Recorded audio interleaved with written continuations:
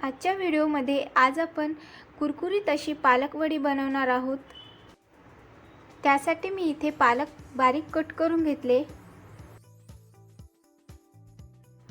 बारीक केलेल्या पालकमध्ये बेसन, 2 ते 3 चम्मच तांदळाचे पीठ, हळद, 1.5 चमचा मिरची पावडर, 1 चमचा जिरे, 2 चमचे तीळ आणि कोथिंबीर। मला इथे 1 कप बेसन लागलेला आहे। पीठ मिक्स करण्यासाठी आपल्याला इथे पाण्याची गरज लागणार नाही। पालकमध्ये भरपूर पाणी असते, त्याच पाण्यामध्ये पीठ मिक्स होईल। सगळ्यात शेवटी मीठ टाकले। अगोदर मीठ टाकल्यास पिठाला पाणी सुटते।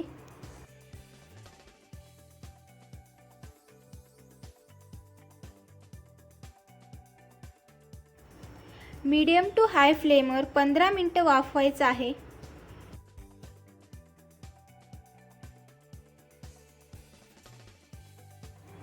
थंड झाल्यावर वडी कट करून घ्यायची आहे।